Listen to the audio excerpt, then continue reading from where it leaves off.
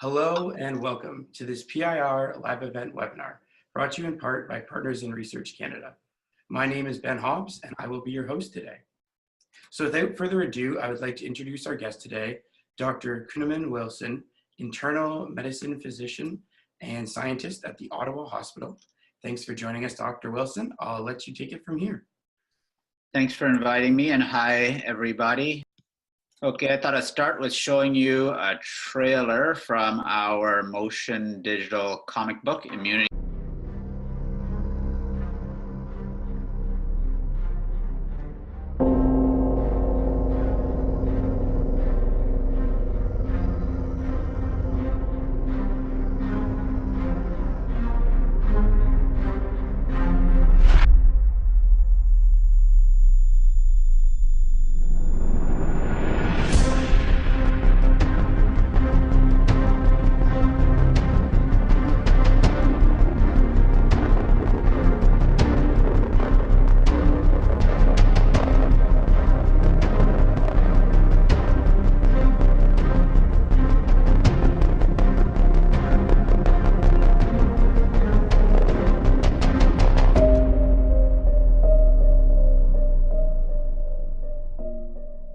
So that's a motion digital comic book we developed with students at Algonquin College.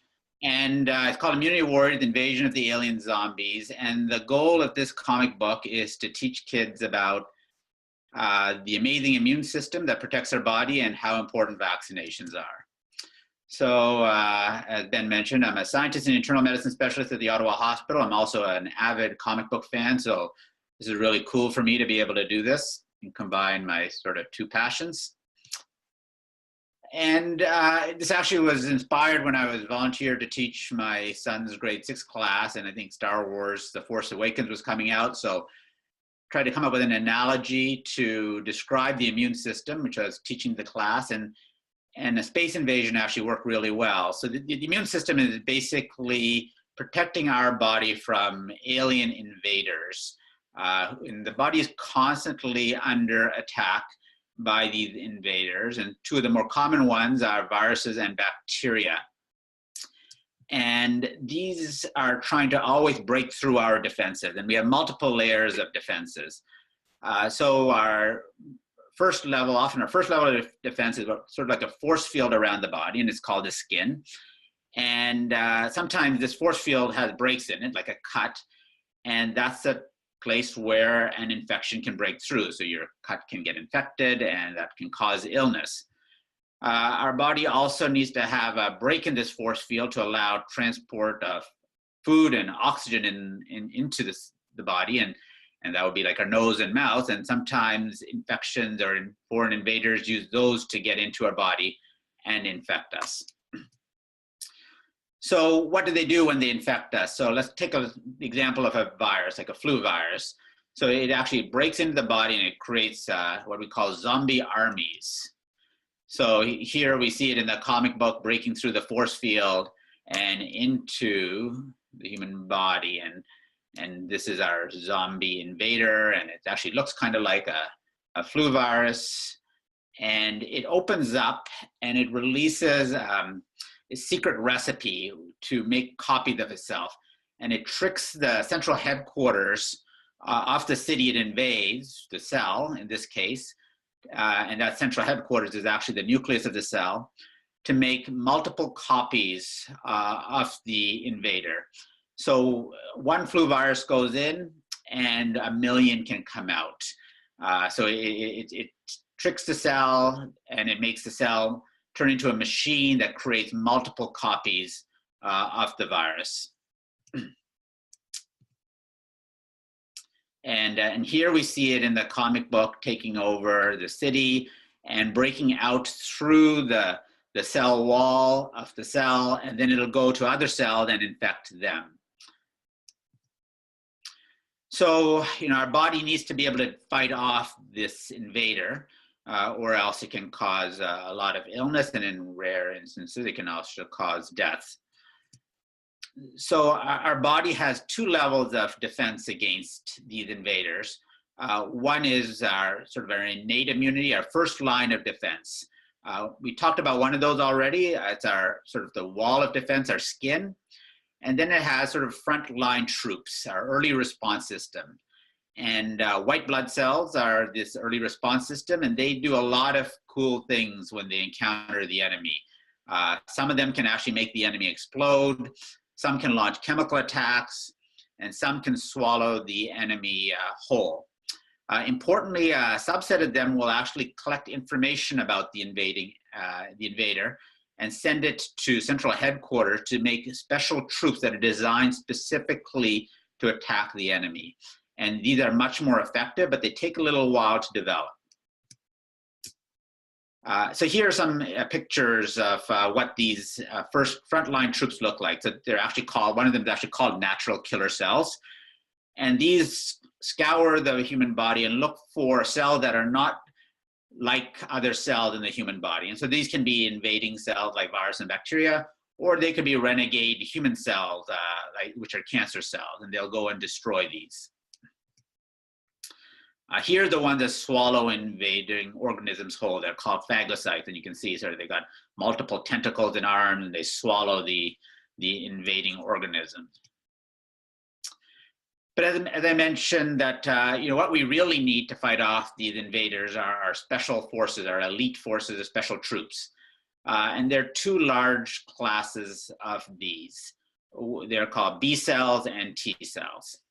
So B cells fire missiles, which are antibodies, which stick to the invader. So because they've had some time to develop, these antibodies are designed to be specific for the invading infection, be it a virus or a bacteria. So when they stick to these invaders, they prevent these invaders from attacking other cells, and they also label these invaders for destruction. The T cells are the other types of elite forces, and they can directly kill the invaders. They can also call for help, and very importantly, they can prepare the body for the next battle. And these are called memory T cells. So they remember what the invader looks like, so that the next time the body is confronted by these invaders, they can immediately create the elite forces, more rapidly launch a specialized attack, and wipe out the enemy before it has a chance to do any damage to the body.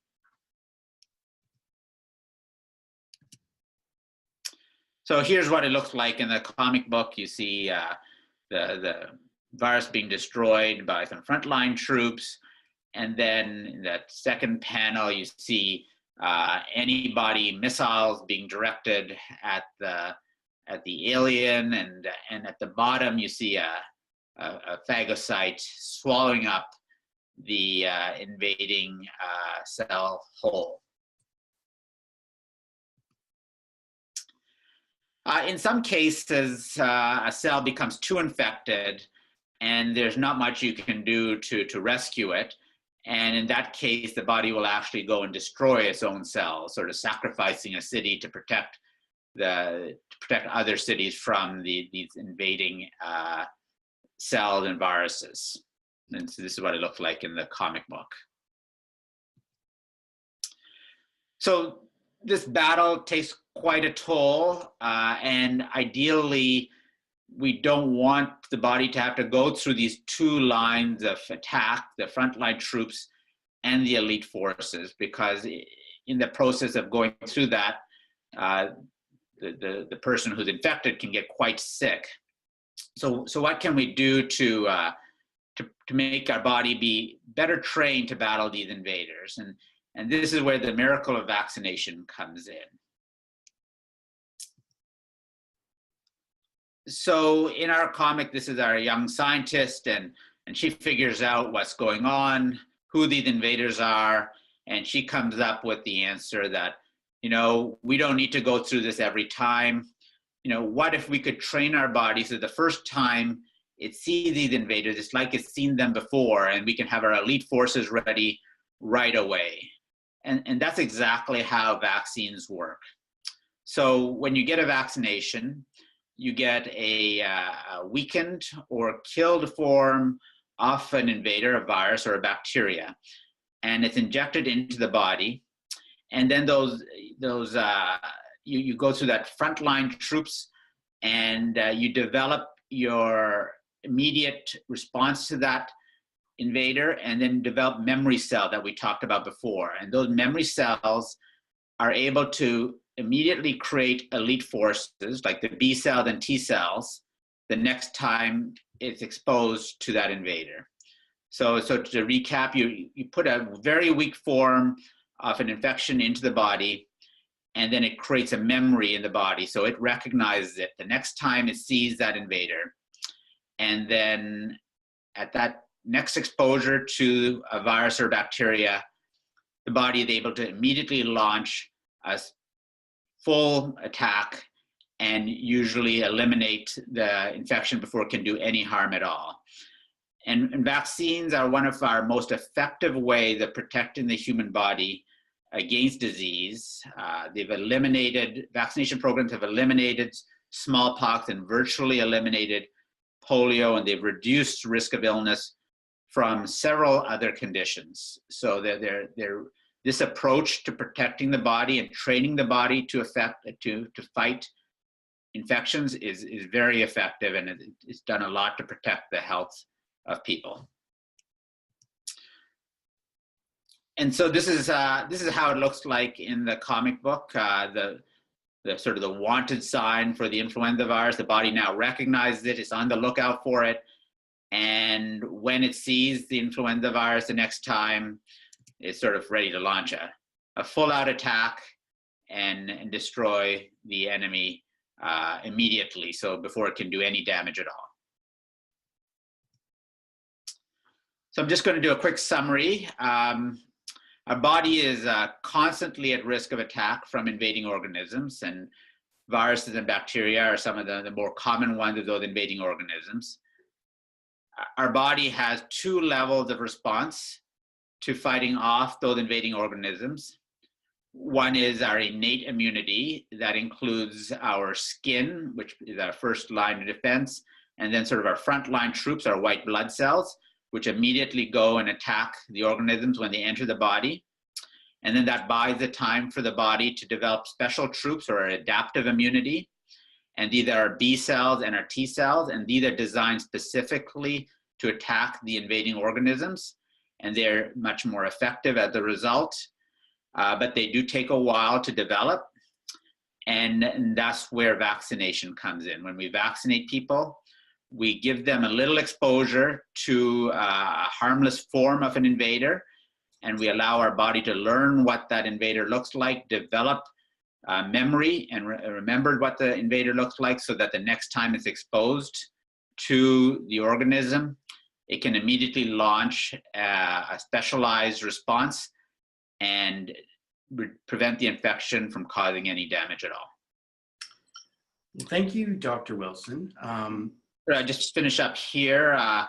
If you want to read the comic book, you can read it as the motion comic book at immunitywarriors.com, and you can also download it as a PDF.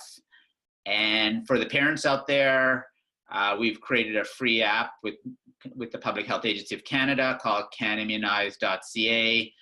And it allows you to track your vaccinations, learn about vaccines, and it has a For Kids section as well if you want to educate children about vaccines.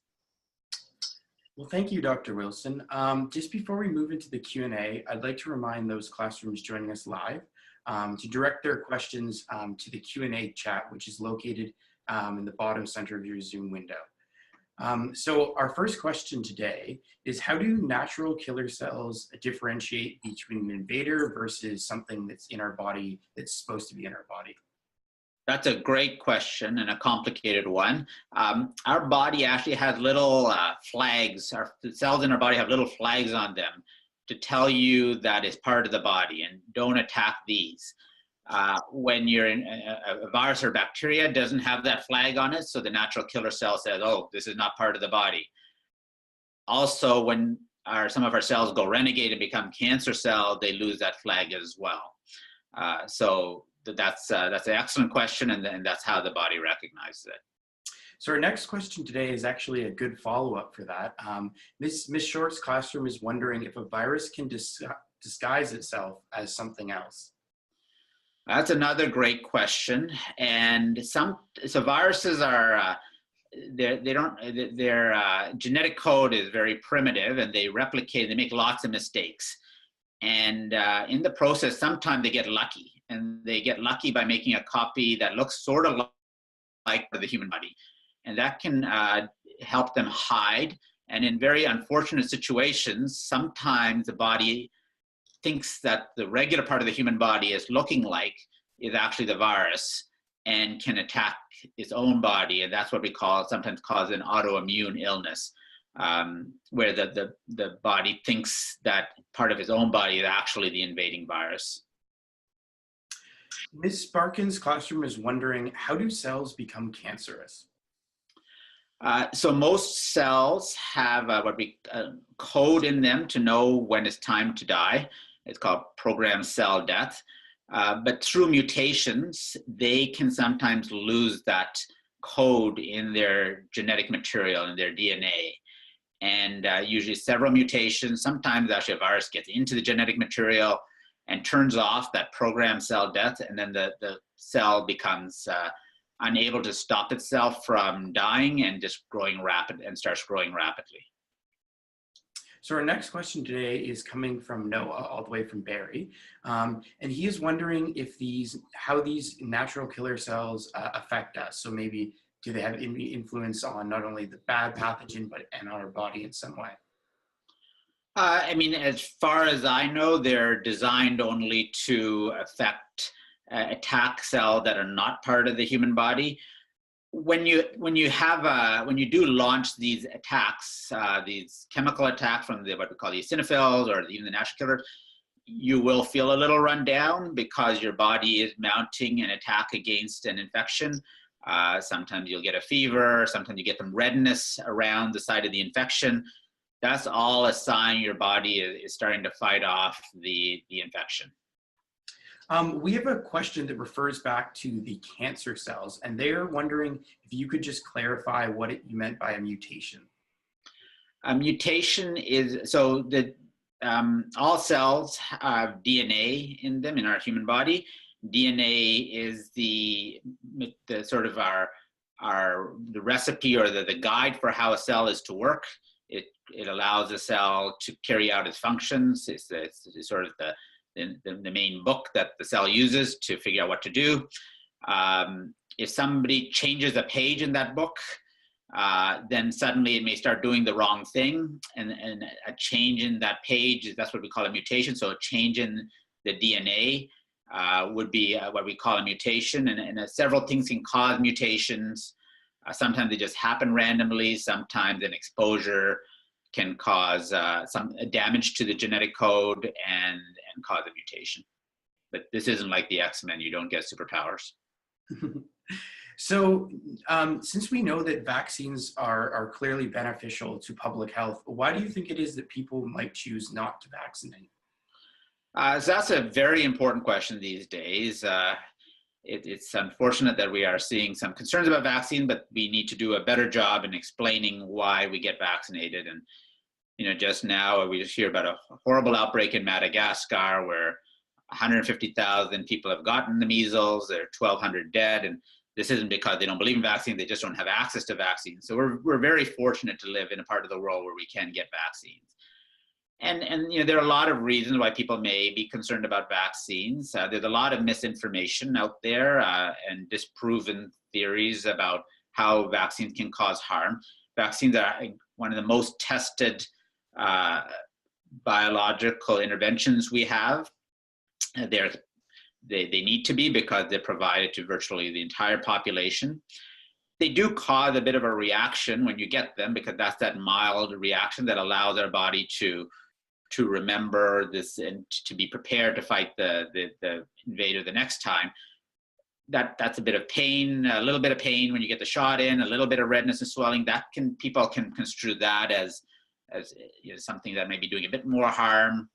And so I think that's where a lot of the concern can sometimes come out. But I think there's just also a lot of inaccurate theories out there that have been perpetuated. There's also, because we've been fortunate up until now, about a large percent of the population getting vaccinated, that creates what we call herd immunity, where you basically, even if not everybody's affected, let's say 95% are vaccinated, it protects the other 5%. And there is a small percent of the population that can't get vaccinated because they have specific conditions, or their immune system isn't working well, or they're on drugs that reduce their immune function. And these children benefit from the protection by herd immunity. But then other people who choose not to vaccinate are also benefit from that as well. Unfortunately, now that we're dropping below that threshold in many areas, and we're starting to see outbreaks of measles. Could I maybe just get you to explain what you mean by herd immunity? So when I can use the example of measles. So measles is one of our most infectious viruses. For every individual that gets the measles in an unvaccinated population, another 12 to 18 people will get exposed. What we need to do is sort of create a curtain around that person who gets infected, so that when they go and encounter another person, that person is vaccinated, so then that infection can't transmit to that person, and then that person can't transmit that infection onwards. And the more infectious virus is, like measles, the higher number of people we need to vaccinate to create that curtain of protection. And so in the case of measles, it's about 95% of the people need to be vaccinated. And if we hit that level, we can prevent, even if there's one case of measles, it'll just stop there. It won't be able to go and transmit to other people, and you'll be able to stop the infection. So that's what we call, herd is a weird word. I know it makes you think of like cattle or animals, but the herd being the crowd of people. If we immunize enough of them, we can prevent the spread of transmission of the virus, and eventually the virus will be eradicated, and that's sort of how we got rid of smallpox. So our next question today comes from Ms. Barkin's classroom, and they're wondering if invading cells fight our body by learning to fight off our antibodies or our defense systems. So, going back to the previous question, it's a great question. They are trying to hide. They do try to mutate. So our antibodies are designed against them when they first come into our body, and they are going to always be trying to change and evade our body's defenses. In most instances, our body can kill them all before that happens. Sometimes it needs help. In that case, let's say it's a bacterial infection, we may need to help the body by giving it antibiotics. And in the combination, the antibiotics with our immune system can then destroy the bacteria. Ms. Short's classroom is wondering if it's possible for someone to have more natural killer cells than other people in the population, and if so, does this make them healthier? That's a good question. I don't know the specific answer to that, but we do know that there are some people who don't have functioning immune systems, unfortunately, at all, and they are at high risk of infection. They're rare, but some children are born with these unfortunate conditions.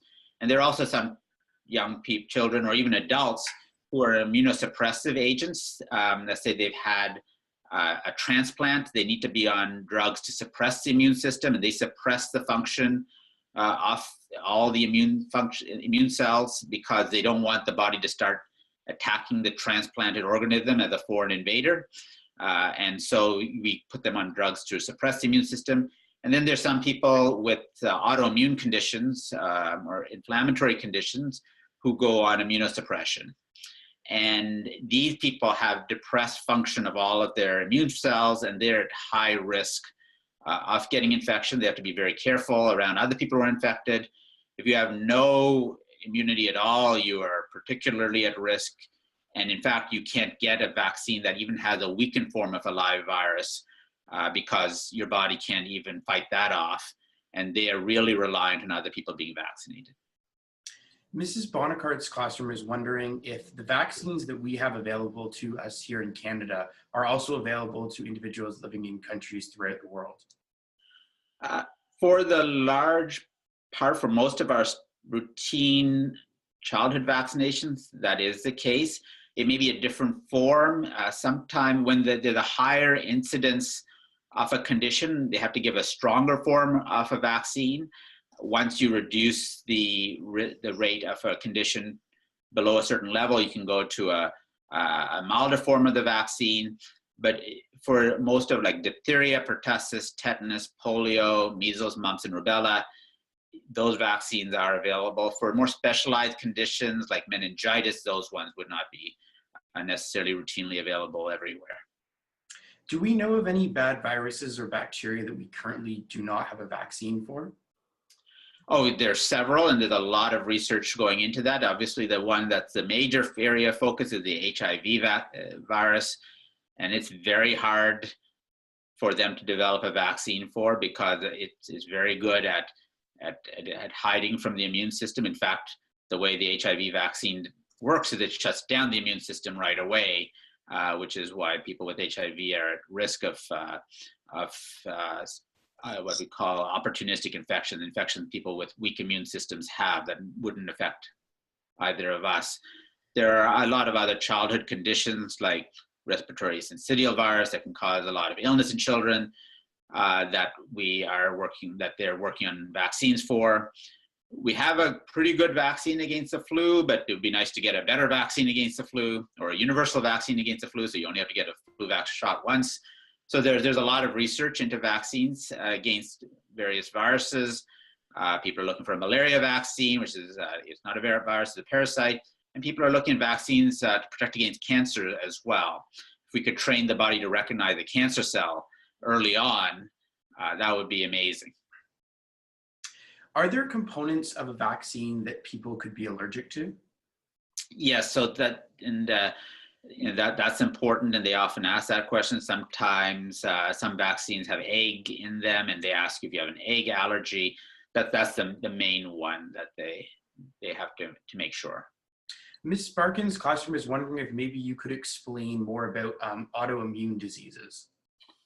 So, I mean, there's autoimmune diseases are an area under still a lot of study, and it's where the body, unfortunately, starts attacking itself. There are a whole variety of autoimmune disorders. One of them is called, I'll give you an example, the Guillain-Barré syndrome.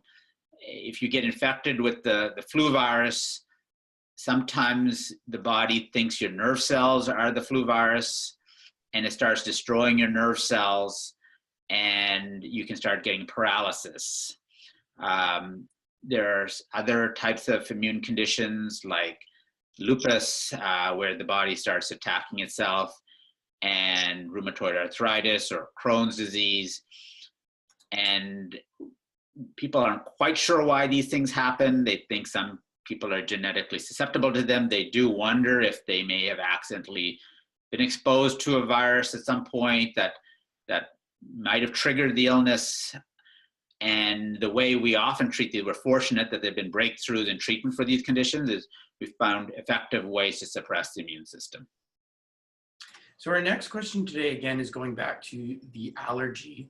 And they're wondering if you have an allergy to eggs, for example, would you be able to get a vaccine?